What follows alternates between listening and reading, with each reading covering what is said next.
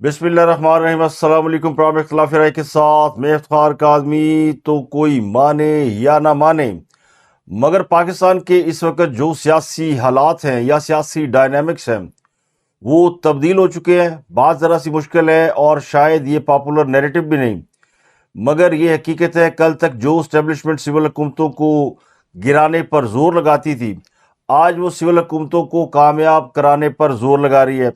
اور یہ بھی حقیقت ہے کہ یہ ہائیبرڈ رجیم پچھلے کئی سالوں سے اس ملک پر راج کر رہا ہے۔ عمران خان اس کی پہلی قسط تھی جس میں عمران خان اور جنرل باجوہ پارٹنر تھے، اور اب اس کی جو دوسری قسط ہے اس میں وزیر اعظم شہباز شریف ہیں اور field marshal general Asim Munir پر مشتمل جوڑی ہے۔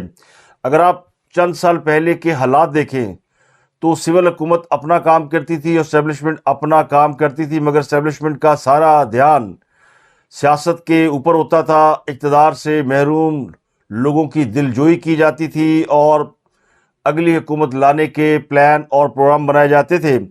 سول حکومتوں کو ٹف ٹائم بھی دیے جاتے تھے۔ اب اس کی جگہ پر نیا نظام جگہ لے چکا ہے۔ باجوہ صاحب عمران خان کو لے کر آئے اور عمران خان کی انہوں نے بھرپور مدد کی، پوری فوجی طاقت استعمال کی انہیں کامیاب بنانے کے لیے، اور یہی وجہ کہ اس سے سیاستدانوں کو اور زیادہ شکایتیں پیدا ہوئی، خاص کر جو اپوزیشن میں لوگ تھے، تو ان کو یہ سمجھ آئی کہ آئندہ نظام اسی طرح چلے گا تو اس کا حصہ بننا زیادہ بہتر ہے۔ خان صاحب کے دور حکومت میں چونکہ ناکامیاں زیادہ تھیں اور وہ تجربہ بھی پہلا تجربہ تھا، کامیاب نہیں ہوا۔ پرائم منسٹر بھی ایسا تھا کہ جس کو کوئی کام نہیں آتا تھا۔ اب اگلا ماڈل آپ دیکھ لیں، آج وزیر اعظم نے اس بات کو بھی تسلیم کیا ہے کہ field marshal general Asim Munir کے ساتھ ان کی جو جوڑی بنی ہے، یعنی both partner in crime in sense کے جو کچھ وہ کرتے ہیں وہ ایک ساتھ ہی کرتے ہیں۔ شہباز شریف جو کہتے ہیں حکومت اور فوج کی پارٹنرشپ اسی طرح چلتی رہی تو پاکستان دنیا کے نقشے پر مضبوط ملک بن کر ابھرے گا۔ اسلام آباد میں انہوں نے ایک تقریب سے خطاب کیا، اس میں بڑی اہم باتیں کی، لیکن جو سب سے اہم بات تھی وہ یہ تھی کہ انہوں نے اس بات کا بزنس کمیونٹی کو بھی احساس دلایا، بلکہ بزنس کمیونٹی کو تو اس بات کا پہلے سے پتہ ہے، تو اس بات کا انہوں نے بزنس کمیونٹی کے سامنے اعتراف کیا کہ وہ اس بات کو جانتے ہیں کہ بزنس کمیونٹی پاکستان کے لیے اگر کچھ کرنے پہ آمادہ ہے یا کر رہی ہے تو اس کی وجہ field marshal chief of defence general Asim Munir ہے۔ تو اس لیے میں نے کہا کہ اب پاکستان کے اندر جو نظام چل رہا ہے اس کو اگر آپ دیکھیں تو اس میں یہ لگتا ہے کہ اسٹیبلشمنٹ اب چاروں شانے چت ہو گئی ہیں۔ اب وہ حکومتوں پر قبضہ نہیں کرتے، مارشل لا نہیں لگاتے، آمریت کا دور نہیں آتا، فوج حکومت کے ساتھ ہے، عدلیہ بھی آپ کو ساتھ کھڑی نظر آتی ہے۔ تو یہی تینوں قوتیں تھیں، اقتدار کی یہی ٹرائکا تھی جو پچھلے کئی سالوں سے پاکستان کے اوپر راج کر رہی تھی۔ تو یہ میں نے آپ کو بیک گراؤنڈ اس لیے بتایا کہ آگے جتنی خبریں ہیں اگر آپ وہ دیکھیں گے سنیں گے تو آپ کو بڑی اچھی طرح اندازہ ہو جائے گا کہ پاکستان کے اندر چل کیا رہا ہے، ہو کیا رہا ہے۔ بہت ساری افواہیں ہیں، بہت ساری پروپیگنڈا پر مبنی خبریں ہیں، ہر خبر کی نہ آپ تردید کر سکتے ہیں، نہ کسی خبر کو آپ فیک کہہ سکتے ہیں۔ آج کل تو آپ کسی خبر کو فیک کہہ دیں تو پھر وہ خبر گلے پڑ جاتی ہے۔ جیسے سانحہ داتا دربار لاہور کا واقعہ ہوا تو اقتدار کے نشے میں بدمست کچھ لوگوں نے اس کو فیک نیوز قرار دیا اور یہ بات حکومت کے اہم عہدے پر بیٹھے افراد کے کانوں میں بھی ڈال دی گئی، جس کا نتیجہ پھر ہم نے دیکھا کہ اب لوگ معافیاں تلافیاں کرتے پھرتے ہیں۔ تو یہی فرق ہوتا ہے، جو میچور جرنلسٹ ہوتے ہیں جن کا صحافت سے جرنلزم سے واسطہ ہے وہ خبر کو فیک نہیں کہتے، وہ خبر کی یا تردید کرتے ہیں یا تصدیق کرتے ہیں۔ لیکن آج کل چونکہ ٹرینڈ چلا ہے ہر خبر کو فیک کہنا، ہر خبر کو جھوٹا کہنا، سچی خبر کو بھی آپ فیک کہہ کے اس کو مشکوک کر دیتے ہیں۔ تو اسی وجہ سے پاکستان کے اندر بہت سارے جو لوگ ہیں یا عوام ہے ان کو یہ سمجھ بھی نہیں آتی کہ حقائق کیا ہے اور چل کیا رہا ہے، ہو کیا رہا ہے، کیونکہ اتنی زیادہ متضاد باتیں ہوتی ہیں اور لوگوں کے پاس اتنا وقت بھی نہیں کہ وہ ہر وقت بیٹھ کے وی لاگ سنیں، ہر یوٹیوبر کو سنیں اور اس سے حالات کا اندازہ لگائیں۔ اور یہ بھی بدقسمتی ہے کہ اب وی لاگر اور یوٹیوبر جو ہے وہ پاپولر نیریٹو کے پیچھے چل رہے ہیں۔ پاپولر نیریٹو جو ہے وہ اس وقت اپوزیشن کا ہے اور ہر دور میں اپوزیشن ہی پاپولر نیریٹو ہوتا ہے۔ کبھی بھی حکومت کی بات کرنے والے، حکومت کا ساتھ دینے والے یا حکومت کے اچھے کاموں کی تعریف کرنے والے عوام کی نظروں میں معتبر نہیں ٹھہرتے۔ اس کی وجہ ہوتی ہے کیونکہ اتنے لوپ ہولز ہوتے ہیں حکومت کے کاموں میں اور اتنی زیادہ پرابلم ہوتی ہے کہ پھر لوگوں کو لگتا ہے کہ اصل حقائق سے توجہ ہٹانے کے لیے تعریفیں کی جا رہی ہیں. اگر آپ کہیں کہ پنجاب حکومت بڑا اچھا کام کر رہی ہے، آؤٹ آف دی باکس کر رہی ہے، اور جس طرح مریم نے سانحہ داتا دربار پہ ریئیکشن دیا جو کہ آؤٹ اسٹینڈنگ تھا، یعنی سب کو بلایا، ذمہ داران کو، اور لائیو ٹی وی پہ دکھایا، ایک ایک کو پوچھا، ان کی سرکوبی کی، ان کی گوشمالی کی، ایک انسٹنٹ ریئیکشن آیا جو اس سے پہلے ہم نے بہت کم دیکھا. اس واقعے کے بعد جو پنجاب حکومت نے ریئیکٹ کیا، اس طرح کے کئی واقعات ہو چکے ہیں اور سب واقعات پہ تنقید ہوتی ہے. داتا دربار میں جو نہلی ہوئی ہے اس پہ بھی حکومت پنجاب پہ بڑی تنقید ہو رہی ہے، لیکن فرق کیا ہے؟ فرق وہ انسٹنٹ ریئیکشن ہے. ایک تو وزیر اعلیٰ پنجاب مریم نواز کا ریئیکشن، دوسرا اگر آپ دیکھیں تو پولیس کے حوالے سے جو پبلک ریئیکشن ہے وہ بہت زیادہ خوفناک ہے، خطرناک ہے، کیونکہ عوام جو ہے وہ پولیس کو اس واقعے کا ذمہ دار ٹھہرا رہے ہیں، اور ہے بھی. جس پولیس نے اس شخص کو پکڑ لیا جس کی بیوی اس کی نظروں کے سامنے گٹر میں گر گئی، اس کی وہ بچی جو بھی صحیح بول نہیں سکتی، جو چل نہیں سکتی، وہ بھی اس سیوریج لائن کا شکار ہو گئی، تو اس کو اگر پولیس والے تھانے بلا کر اس کے کپڑے اتروا کر اس کو چھتر مارے، گالیاں دے اور کہیں کہ تم نے اپنی بیوی کو کس کے ساتھ بھیجا، تو اس کے دل پہ کیا گزر رہی ہوگی؟ آپ ہمیں سچ بتا رہے ہیں، آپ نے اپنی بیوی کو کسی رکشے والے کے ساتھ بٹھا دی ہو، اس طرح کی نزیبہ باتیں کرتے رہے ہیں کہ آپ نے خود کہیں بھیج دیا ہے، یہ کیا ہے، وہ کیا ہے، تو یا آپ نے خود کہیں اغوا کروا دیا ہے، ایسی باتیں کرتے رہے ہیں. تو اس کے بعد مجھے یہ پیچھے کمرے میں لے گئے ہیں، وہاں پہ ایس پی بلال صاحب تھے اور ایس ایچ او صاحب تھے ذہن باز، تو انہوں نے مجھے تشدد کیا. یہ بڑا ہی افسوسناک اور ایسا پہلو ہے جس کی وجہ سے پولیس کے حوالے سے لوگوں کے ذہنوں میں ہمیشہ سے تحفظات پائے جاتے ہیں کہ جب پولیس کرنے پہ آتی ہے تو پھر اس طرح کرتی ہے کہ جس سے انسانیت بھی شرما جاتی ہے. گو پولیس جو ہے، خاص کر پنجاب پولیس، اس نے پنجاب میں لا اینڈ آرڈر کو بڑی اچھی طرح مینٹین کر رکھا ہے، اور اگر آپ کارکردگی دیکھیں تو اس اعتبار سے پنجاب پولیس جو ہے پورے پاکستان میں سر فہرست ہے. جس طرح لاہور میں لا اینڈ آرڈر مینٹین کیا گیا ہے، جس طرح اور پنجاب کے شہروں میں لا اینڈ آرڈر ہے، میں اور آپ اپنی فیملی کو گھر پہ چھوڑ کر دفتروں میں چلے جاتے ہیں، کام کرتے ہیں، سارا دن کام کرتے ہیں، محنت کرتے ہیں، کماتے ہیں، پھر اپنے بچوں کا رزق لے کر گھر آتے ہیں، تو ہمیں اپنے بیوی بچے اگر گھر میں سیف ملتے ہیں تو اس کی وجہ وہ نظام ہے جو کہ ہمارا محافظ نظام ہے. بدقسمتی سے پاکستان کے اندر ایک روایت پڑ گئی اپنے محافظوں کو، اپنے چوکیداروں کو گالیاں دینا. فوج کو بھی بہت سے لوگ برا بھلا کہتے ہیں، حالانکہ جانتے بوجھتے کہ فوج ہی ہے جو ان کی محافظ ہے، جو ان کو دشمنوں کی دست برد سے بچاتی ہے، جو انہیں توڑنے کے خواب دیکھتا ہے، جو انہیں کمزور کرنے کے خواب دیکھتا ہے، جو انہیں غریب کرنے کے خواب دیکھتا ہے، جو ان کی اکانومی کے ساتھ کھیل رہا ہے. تو آپ کے کئی ہزار دشمن ہیں جو آپ کی آنکھوں سے اوجھل ہیں، جن سے ہمیں بہت سی طاقتوں نے بچا رکھا ہے، جو ہمارے محافظ کہلاتے ہیں. وہ پاکستان کی خفیہ ایجنسیاں ہوں، خفیہ ادارے ہوں، فوج ہو، پولیس ہو، رینجر ہو، ایف سی ہو. لیکن بعض اوقات انسان کی انفرادی غلطی اس کے پورے ادارے کو بدنام کر دیتی ہے. وہ کہتے ہیں ایک مچھلی پورے تالاب کو گندا کر دیتی ہے، اور وجہ یہ ہوتی ہے کہ تالاب کا ایک دائرہ کار ہوتا ہے، وہ بہتا نہیں ہے. لیکن مچھلی دریا کو کبھی گندا نہیں کرتی، سمندر کو آلودہ نہیں کر سکتی. اور پولیس کا جو ٹریک ریکارڈ ہے وہ رشوت لینے کی وجہ سے بہت خراب ہے. پاکستان کے بہت سے اداروں کے اندر سے کرپشن ختم ہو گئی ہے، لیکن پولیس جو ہے وہ ابھی تک اس پر گامزن ہے. گو طریقہ کار بدل گئے ہیں، اور اب حالت یہ ہے کہ یہ جو 15 ہے یہ باقاعدہ ایک شکارگاہ بن گیا ہے. 15 کے ذریعے جو لوگ کال کرتے ہیں، اس میں میرا پرسنل ایکسپیرینس بھی ہے. سب سے پہلے مجرم انہیں ہی سمجھا جاتا ہے کس نے کال کیوں کی. سب سے زیادہ تفتیش اس شخص سے ہوتی ہے جو غلطی سے 15 پر کال کر لے، اور اگر کہیں وہ ثابت نہ کر سکے کہ اس نے یہ کال ٹھیک کی ہے تو اس کے خلاف پرچہ درج ہو جاتا ہے. اس کو نہیں چھوڑا جاتا، اس کو عدالت سے جا کر اپنے لیے ضمانت حاصل کرنا پڑتی ہے. وجہ کیا ہے کہ پولیس والوں نے ایک واٹس ایپ گروپ بنا لیا ہے، اور وہ گروپ کراتا ہے جس کے اندر 15 کی کال رجسٹر ہوتی ہیں. تمام افسران اس کے اندر موجود ہے. ایک بھی 15 کی کال جب جنریٹ ہوتی ہے تو سب کو خبر ہو جاتی ہے، پھر سارے ہی کارکردگی دکھاتے ہیں، اور بڑا افسر چھوٹے سے پوچھتا ہے کی بنیا، اس سے چھوٹا اس سے پوچھتا ہے کی بنیا. تو اس گروپ کے اندر پھر اس طرح کی کمیونیکیشن ہوتی ہے. اور داتا دربار والے واقعے میں بھی کچھ ایسا ہی ہوا ہے. جب کسی افسر نے نیچے سے کہا جناب کچھ نہیں ہوا، تو پھر اوپر تک یہ آواز گئی جی کچھ نہیں ہوا، یہ سب کچھ فیک ہے. تو آئی جی پنجاب نے اس واقعے کے حوالے سے ایک 3 رکنی کمیٹی بنائی تھی کیونکہ پولیس کے اوپر بہت زیادہ الزامات آ رہے ہیں.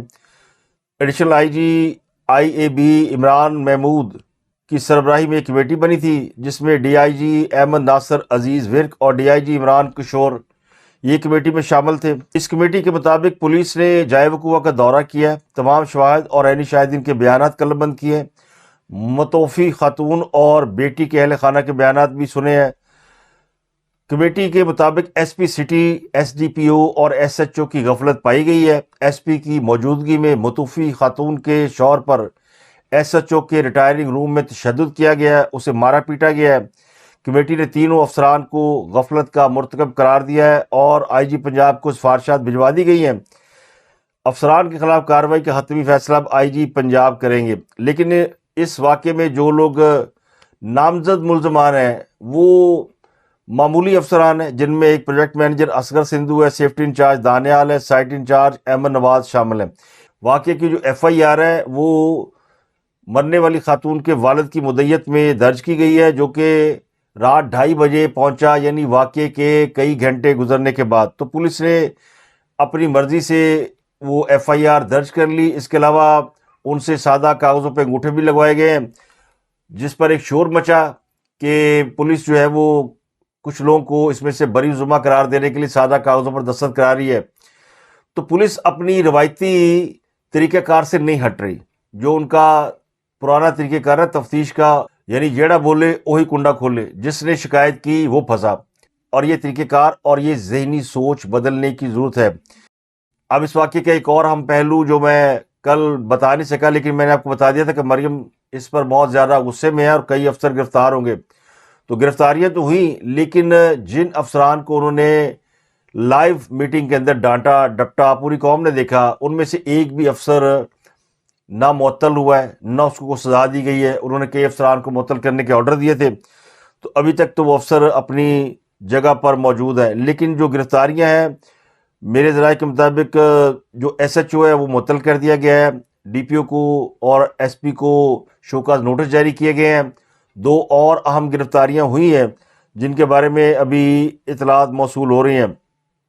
لیکن اس واقعے میں کمشنر لاہور، اسسٹنٹ کمشنر واسا، L D A, deputy commissioner Lahore, traffic police اور پولیس، یہ سب برابر کے ذمہ دار ہیں، یہ سب عہدیدار ہیں. تو ٹیپا کا پروجیکٹ ڈائریکٹر، سیفٹی انچارج اور واسا کے ذمہ داروں کو گرفتار کر کے نوکری سے برخاست کرنے کا حکم دیا گیا تھا، وہ ابھی تک سامنے نہیں آیا. اس واقعے کے حوالے سے وزیر اطلاعات پنجاب عظمیٰ بخاری نے بھی معافی مانگی. انہوں نے ایک ویڈیو پیغام بھی جاری کیا. انہوں نے دعویٰ کیا کہ وہ شرمندہ ہیں، ان کو مس گائیڈ کیا گیا، وہ ریزائن کرنا چاہتی تھیں لیکن سی ایم نے انہیں روک دیا ہے. اور سی ایم نے یہ بھی کہا کہ چونکہ ان کو بھی ڈس انفارمیشن تھی، جو اطلاعات آپ کو مل رہی تھی وہ مجھے بھی مل رہی تھی، تو استعفیٰ دینے کی ضرورت نہیں ہے. اب عظمیٰ بخاری کو استعفیٰ دینے سے مریم نواز نے اس لیے روکا کہ اس واقعے کی جو اصل حقیقت ہے وہ مریم نواز کو لاہور کا جو سیف سٹی پروجیکٹ ہے اس کے ڈائریکٹر نے بتائی. میں نے کال کی اسی وقت رات کو سیف سٹی کے ہیڈ کو. احسن خود گیا وہاں پر، جا کے انہوں نے خود میرے سامنے وہ سی سی ٹی وی فوٹیج دیکھی. انہوں نے کہا کہ میڈم لگتا نہیں ہے کہ کوئی اور چیز ہوئی ہے، لگتا ہے کہ وہ جینوئنلی ڈچ میں گری ہے. جس کے بعد پھر ٹلیاں کڑکیں اور خاتون کی لاش کی تلاش کی گئی. تو یہ مریم اگر ایکشن نہ لیتی تو شاید لاش بھی نہ ملتی اور لوگ اسی کو پھینٹی لگا رہے ہوتے. اب اس سارے معاملے میں معروف صحافی حامد بیر صاحب ہیں، وہ کھل کر سامنے آئے ہیں. حامد بیر جو ہے وہ کچھ عرصے سے حکومت کے اوپر بڑی تنقید کر رہے ہیں. کئی بار یہ محسوس ہوا کہ وہ میرٹ پر بات نہیں کرتے، ان کے اندر کوئی حکومت کے حوالے سے کوئی ریزرویشن ہے، کوئی تحفظات ہیں، کوئی شکایت ہے انہیں. جیسے آدمی غصے میں بات کرتا ہے نا یا کھنچ کے بات کرتا ہے، یہ ہوتا ہے. بعض صحافیوں کو اگر کسی سے کوئی تکلیف ہو تو پھر اس کے خلاف کچھ اس قسم کی باتیں کرتے ہیں کہ جس سے ان کی اپنی تمنا تو پوری ہو جاتی ہے لیکن عوام مس گائیڈ ہو جاتے ہیں. تو یہ صاف لگ رہا تھا کہ معاملات ان کی ذات کے حوالے سے ہیں یا پھر وہ کسی سیاسی جماعت کی بیعت کر چکے ہیں.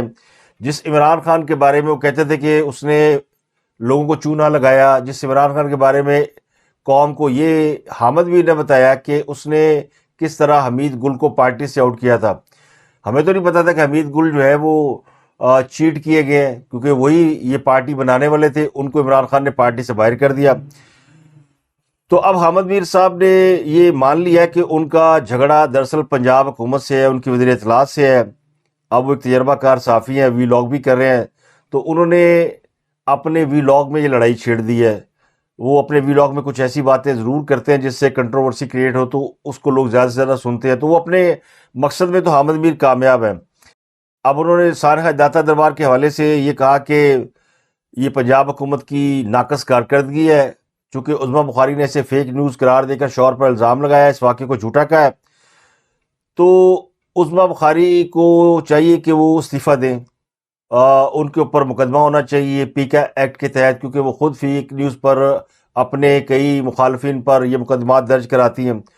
انہوں نے اپنے وی لاگ میں مریم نواز پر بھی تنقید کی اور کہا کہ مریم نواز اور عظمیٰ بخاری دوسرے صوبوں پر تنقید کرتی ہیں مگر اپنے صوبوں کے مسائل کو نظر انداز کرتی ہیں۔ انہوں نے عظمیٰ بخاری پر یہ الزام لگایا کہ انہوں نے کچھ صحافی اپنے بھائی بنائے ہوئے ہیں جو ان سے بڑے نرم سوال پوچھتے ہیں۔ جب ان کا بھائی یعنی صحافی بھائی کسی اور صحافی کو اپنے شو میں بلاتا ہے اور وہ نہ آ سکے کسی وجہ سے، تو پھر اگلے دن عظمیٰ بخاری اس اپنے منہ بولے بھائی کے شو میں بیٹھتی ہیں اور اس صحافی کی جو اس شو میں نہ آیا ہو اس کی بے عزتی کرتی ہیں، اس کی ایسی تیسی پھیرتی ہیں۔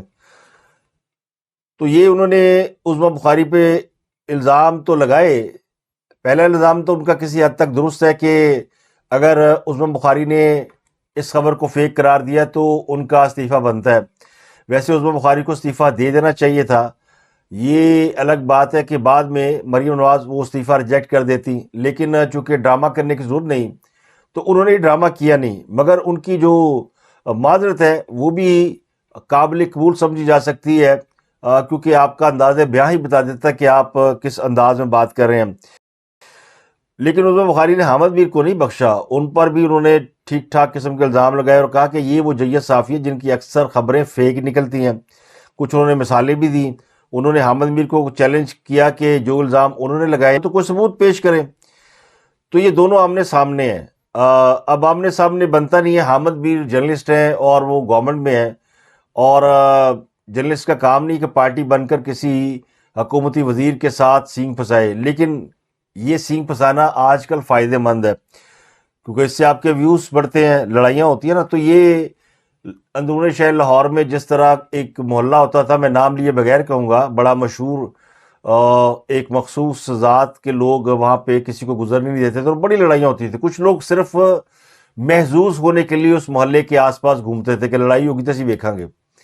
تو آج کل جو ہے نا یوٹیوبرز وہ یہی کام کر رہے ہیں کہ لڑائی کراؤ تاکہ لوگ دیکھیں، اور اس طرح لوگ دیکھتے بھی ہیں۔ تو بہرحال حامد میر صاحب کی خدمت میں عرض ہے کہ مجھے نہیں پتا عظمیٰ بخاری نے کتنے بھائی بنائے ہیں، اپنی گارنٹی میں دے سکتا ہوں کہ جب سے وہ حکومت میں آئی ہے ہم نے تو ان سے ایک بھی ملاقات نہیں کی۔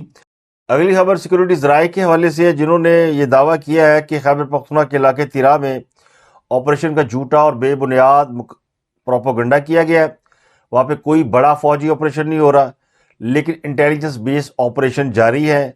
کراچی میں میڈیا کے نمائندوں کو بریفنگ کے دوران ان سے بہت سے سوال پوچھے گئے تو انہوں نے ان سوالوں کا جواب دیا اور کہا کہ 3 سال سے فطرت الخوارج اور فطرت ہندوستان کے خلاف صرف انٹیلیجنس بیس آپریشن کیے جا رہے ہیں، یعنی وہ جو پورا علاقہ سراؤنڈ کر کے اور وہاں سے لوگوں کو ڈسپلیس کر کے آپریشن کیا جاتا ہے، وہ آپریشن کہیں بھی نہیں ہو رہا، نہ پچھلے 3 سال میں کہیں پہ کیا گیا ہے، نہ ہی ان علاقوں میں فوج کی تعداد میں اضافہ کیا گیا ہے، نہ ہی وہاں پہ کوئی چوکیاں بنائی گئی ہیں، کوئی چیک پوسٹیں، ناکہ بندیاں، کیونکہ جہاں آپریشن ہوتا ہے وہاں اس قسم کی تدابیر جو ہے وہ اختیار کی جاتی ہیں۔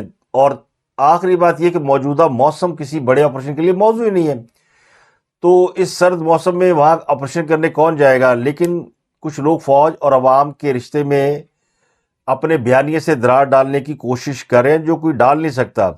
اس میٹنگ میں یہ بھی انکشاف کیا گیا ہے کہ پاکستانی فوج نے ڈرون سازی میں خود کفالت حاصل کر لی ہے اور اب پاکستان اینٹی ڈرون ٹیکنالوجی پر کام کر رہا ہے۔ تو یہ بڑی اہم میٹنگ تھی جس میں وادی تیرا میں ہونے والے آپریشن کے حوالے سے فوج نے وضاحت دی ہے، لیکن وہ جنہوں نے اس آپریشن کے حوالے سے فائدہ اٹھانا تھا، شور مچانا تھا، وہ شور مچا کے بڑھ گئے ہیں، وہ اپنی دکان بڑھا چکے ہیں۔ اب وہ اس آپریشن پہ بات بھی نہیں کر رہے، وہ تو اس سے کہیں آگے نکل گئے ہیں، اور میں بتاتا ہوں وہ کہاں نکل گئے اور پھر آج ان کو پکڑ کے واپس کون لایا کہ بلوچستان میں سیکورٹی فورسز کے 2 مختلف آپریشن میں بھارتی حمایت یافتہ 41 دہشت گرد مارے گئے ہیں، جن میں 26 کا تعلق BLA سے بتایا جاتا ہے۔ یہ آپریشن 29 جنوری کو 2 الگ الگ جگہوں پہ ہوئے ہیں۔ اگلی خبر جو ہے وہ تحریک انصاف کے حوالے سے ہے، جنہوں نے اڈیالہ کے باہر دھرنا دیا، سپریم کورٹ کے باہر دھرنا دیا، نعرے بازی کی، دھمکیاں دیں، مظلومیت کا لبادہ اڑا۔ پچھلے 24 سے 48 گھنٹوں میں تحریک انصاف نے عمران خان کی بیماری پر وہ شور مچایا کہ خدا کی پناہ سوشل میڈیا پر آسمان سر پہ اٹھایا ہوا تھا، لیکن اس کا اینڈ رزلٹ یہ کہ کھایا پیا کچھ نہیں، گلاس توڑا بارہ نے۔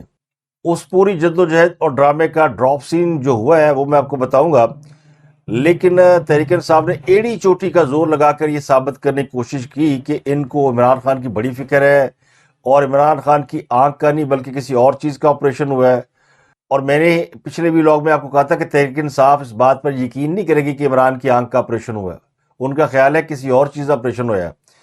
تو اب وہ جمعرات کو سہیل آفریدی لاؤ لشکر کے ساتھ پہنچے، کوئی 150-200 بندوں کے ساتھ اڈیالہ جیل کے باہر بیٹھے رہے اور رات گئے تک بیٹھے رہے۔ ان کا خیال یہ تھا کہ شاید جس طرح عمران خان کی بہنوں پر پانی کا چھڑکاؤ کیا جاتا ہے، ان پر تو نہیں کیا جاتا، لیکن وہ جو رنگ باز کٹھے ہوئے ہوتے ہیں نا، ان کو ذرا سا وہ دکھاؤ پانی کا پائپ تو وہ دوڑ لگا جاتے ہیں۔ جس طرح آپ کے کمرے میں اگر کوئی بلی ولی آ جائے تو آپ اسے سپرے دکھائیں نا، بھاگ جاتی ہے۔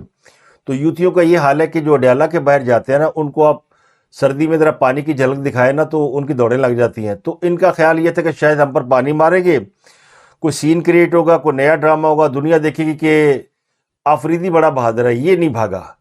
لیکن کسی نے ان پر پانی پھینکا ہی نہیں۔ کیوں نہیں پھینکا؟ کیونکہ عمران خان کی بہنوں کو تو وہاں پر جب بیٹھتی ہیں جا کر تو سیکورٹی کوئی نہیں ہوتی، پولیس کی ڈیوٹی لگی ہوتی ہے، تو انہوں نے بھی گھر جانا ہوتا ہے تو پانی وانی پھینک کے وہ بھگا دیتے ہیں۔ یہاں پر سہیل آفریدی کی سیکورٹی کی کسی کو ضرورت ہی نہیں تھی، ان کی اپنی سیکورٹی ساتھ آئی ہوئی تھی، اور صرف سیکورٹی آئی ہوئی تھی۔ تو انہوں نے فیصلہ کیا کہ ہم اگلے دن سپریم کورٹ کے باہر دھرنا دیں گے، چیف جسٹس سے ملاقات کریں گے۔ تو چیف جسٹس نے وزیر اعلیٰ سے تو ملاقات کرنے سے انکار کر دیا، لیکن جو وکیل تھے ان کو چیمبر میں بلا لیا۔ ان وکیلوں میں سلیمان اکرم راجہ تھے اور لطیف کھوسا تھے۔ لطیف کھوسا بڑے سینئر وکیل ہیں، تو جج صاحب نے بلایا دونوں کو چیمبر میں، اور پھر چیمبر کے اندر جو کچھ ہوا وہ پی ٹی آئی آپ کو نہیں بتا رہی، وہ کوئی بھی نہیں بتا رہا آپ کو۔ پی ٹی آئی نے تو آ کے کچھ اور ہی بتایا نا کہ اس ملاقات میں کیا ہوا۔ کو 25-30 منٹ ملاقات جاری رہی۔ تو اس ملاقات کی اندرونی کہانی باز رائے نے شیئر کی ہے، جس میں بتایا کہ چیف جسٹس آفریدی صاحب نے سلیمان اکرم راجہ اور لطیف کھوسا سے پوچھا کہ آپ تو وکیل ہیں، کیا عدالتوں پر اس طرح کے احتجاج کر کے کوئی دباؤ ڈالا جا سکتا ہے؟ کیا کوئی فیصلہ لیا جا سکتا ہے؟ آپ جتھے لے کر سپریم کورٹ کے سامنے آ کر بیٹھ جائیں گے تو اس سے عدالتی کارروائی متاثر ہوتی ہے، عدالت کی سیکیورٹی کمپرومائز ہوتی ہے۔ کوئی دہشت گرد آپ کی صفوں میں گھس کر اندر آ جائے اور کوئی حرکت کر دے تو کون ذمہ دار ہے؟ اور پھر دوسرا، آپ جو مجوزہ طریقہ کار ہے وہ کیوں نہیں اختیار کرتے؟ کوئی درخواست دیں، آپ رجسٹرار سے ملیں، آپ کسی اور سے ملیں، اور جو طریقہ کار ہے وہ اختیار کریں، پھر ہم دیکھ لیں گے۔ تو سلیمان اکرم راجہ نے کہا جناب ان کی ملاقاتوں کے آرڈر ہوتے ہیں اور جیلر نہیں ملنے دیتا، تو انہوں نے کہا آپ توہین عدالت کی درخواست دائر کر دیں۔ وہ درخواست جب آپ دائر کریں گے تو اس کی سماعت ہوگی تو فیصلہ آ جائے گا۔ کورٹ تو یہی کر سکتی ہے کہ وہ آرڈر کر سکتی ہے، کورٹ جو ہے پولیس نہیں ہے کہ وہ آپ کو ساتھ لے کر جائے اور جا کے ملاقات کرائے۔ اور انہوں نے کہا جی وزیر اعلیٰ کے پی کے سہیل آفریدی آئے ہوئے ہیں، وہ آپ سے ملنا چاہتے ہیں۔ انہوں نے کہا آپ کو پہلے بھی عرض کی تھی کہ وہ کسی سویلین سے نہیں مل سکتے، چاہے وہ گنڈا پور ہو کوئی اور ہو۔ آپ چونکہ وکیل ہیں، بار اور بینچ کا ایک رشتہ ہے، تقدس کا رشتہ ہے، تو اس لیے ملاقات کر لی ہے۔ تو انہوں نے کہا جی چلے عمران خان کی بہنوں کی ملاقات کرا دیں۔ جج صاحب نے کہا کہ میں کسی کی بھی ملاقات نہیں کرا سکتا، میں کوئی آرڈر نہیں دے سکتا۔ تو انہوں نے کہا چلیں یہی پتہ کروا دیں، ہم تو جاننا چاہتے ہیں کہ عمران خان کی آنکھ کا واقعی کوئی آپریشن ہوا کہ نہیں ہوا۔ ہم نے 2 ڈاکٹر بھی بلائے ہوئے تھے لیکن ان کو اندر نہیں جانے دیا۔ تو اس پر چیف جسٹس نے کہا کہ آپ کو میڈیکل رپورٹ مل جائے گی، آپ اٹارنی جنرل سے بات کر لیں، وہ آپ کو ارینج کرا دیں گے۔ تو یہ منہ لٹکائے وہ باہر آ گئے۔ تو 30 منٹ کی ملاقات میں ان کو وہاں سے کچھ نہیں ملا۔ تو سلیمان اکرم راجہ نے باہر نکل کے یہ کہا کہ تمام دن کی تگ و دو کے بعد جو حاصل ہوا وہ کافی نہیں ہے، بلکہ تسلی بخش بھی نہیں ہے۔ تو اسی سے آپ اندازہ لگا لیں کہ 30 منٹ کی ملاقات میں ان کے ساتھ کیا ہوا ہے۔ اب عمران خان کی آنکھ کی بات کرتے ہیں اور وادی تیرا میں آپریشن کی بات کرتے ہیں. اب آپ پریشان نہ ہو کہ ان دونوں کا آپس میں کیا تعلق ہے. تعلق جو ہے ہمیں محمود اچکزئی صاحب نے بتایا. محمود اچکزئی نے رات گئے ایک 7-8 منٹ کی ویڈیو ریکارڈ کرائی ہے, اور اس ویڈیو میں انہوں نے جو دعوے کی ہے وہ میں آپ کے ساتھ شیئر کر دیتا ہوں. محمود اچکزئی نے اس ویڈیو پیغام میں, جس میں نہ سلام نہ دعا, وہ ایک ہے نا مر گیا مردود نہ فاتح نہ درود, تو وہ آغاز اسی طرح کرتے ہیں. تو ان کی جب آپ ویڈیو سنتے ہیں تو آپ کو پہلے ہی سیکنڈ جو جھٹکا لگتا ہے. سننے والوں, ہم یہاں خیبر پختونخوا ہاؤس میں بیٹھے ہیں. بھائی صاحب اتنی کیا آپ کو آفت آئی کہ آپ سلام دعا بھی نہیں کر رہے؟ چلیں آگے بڑھتے ہیں. تو انہوں نے یہ دعویٰ کیا کہ دعوے سے کہتا ہوں کہ عمران خان کی صحت اتنی خراب نہیں ہے جس طرح پروپیگنڈا کیا گیا ہے. ہم اس کی ذمہ داری لیں گے. اصل میں ہمیں اصلی اس سے ہٹایا جا رہا ہے. پھر انہوں نے پی ٹی آئی کے لوگوں کو شرم دلائی ہے. شرم یہ دلائی ہے کہ عمران خان نے اس طرح رہا نہیں ہونا کہ آپ دائیں بائیں لیفٹ رائٹ ٹکریں ماریں. 8 فروری کو احتجاج پہ فوکس کریں. پھر انہوں نے یہ بھی کہا کہ نہ شہباز سے دشمنی ہے نہ کسی اور سے دشمنی ہے. شہباز شریف پر صرف یہ اعتراض ہے کہ انہوں نے آئین کے پرخچے اڑائے ہیں اور عدالتوں کے پر کاٹے ہیں, لیکن جو الیکشن ہے وہ اسٹیبلشمنٹ نے چرایا ہے. تو ہم 8 فروری کو الیکشن چرانے کے خلاف احتجاج کر رہے ہیں. تو پی ٹی آئی والے 8 فروری پر توجہ دیں, بازاروں میں نکلیں, دکانیں اور ٹرانسپورٹ بند کرائیں. ہم بچے مروانا نہیں چاہتے, اس لیے نہ 26 نومبر کریں گے نہ 9 مئی کریں گے. اور آخر میں انہوں نے کہا کہ جو دے اس کا بھی بھلا, جو نہ دے اس کا بھی بھلا. تو محمود اچکزئی کی بات سے میں کسی حد تک متفق ہوں کہ عمران خان کی آنکھ اور بیماری کا جو ایشو ہے وہ توجہ ہٹاؤ ہو سکتا ہے, لیکن یہ توجہ 8 فروری سے نہیں ہٹائی گئی. یہ توجہ وہ جو وادی تیرا میں آپریشن کے حوالے سے سہیل افریدی نے شور مچایا ہوا تھا نا, مجھے لگتا ہے کہ یہ اس کو ٹریپ کیا گیا ہے. اور وہ چونکہ اناڑی آدمی ہے اور اسی طرح کا ہے جس طرح پی ٹی آئی کی اکثر قیادت کے لوگ ہوتے ہیں, جنہیں نہ حالات کا ادراک ہوتا ہے نہ کوئی فہم یا دور اندیشی ہوتی ہے.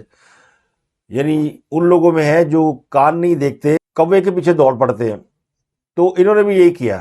عمران خان کی آنکھ کو لے کر جس طرح انہوں نے شور مچایا اور جس طرح حکومت نے آگے سے وضاحتیں دی, تو ایک لمحے کے لیے تو مجھے یوں لگا کہ حکومت بڑے دباؤ میں آ گئی ہے. خان کی آنکھ خراب ہونے پر جس طرح یوتھیوں نے ہاکار مچائی ہے, اگر خان صاحب کو خدا نہ خواستہ پھائے لگا دیا تو پھر کیا ہوگا.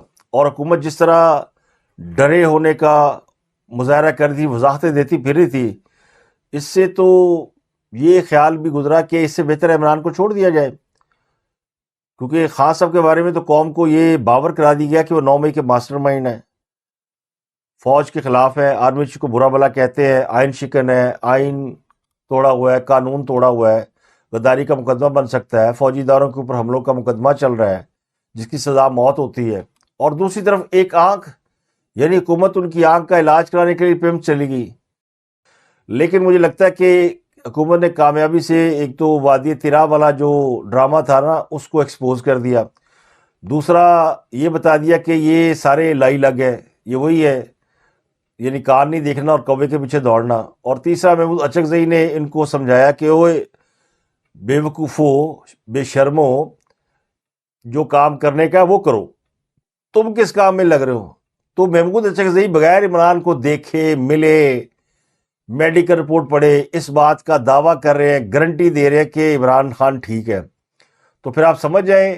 اور حکومت نے یوتھیوں کو ماموں بنایا ہے, اس بات کا اعتراف محمود اچکزئی نے بھی کر لیا ہے. ایسا نہیں کہ عمران خان کو پیمز نہیں لے جایا گیا, لیکن پیمز لے جا کر ان کی آنکھ کا ٹیسٹ کرانا اور پھر اس خبر کو پھیلانا ایک اناڑی صحافی کے ذریعے, اس کے پیچھے کوئی شارپ قسم کا ذہن لگتا ہے. تو اب تک کے لیے اتنا ہی. آپ سے ملاقات ہوتی ہے اگلے ولاگ میں. اپنا گردنوا کے لوگوں کو بہت خیال رکھیے گا.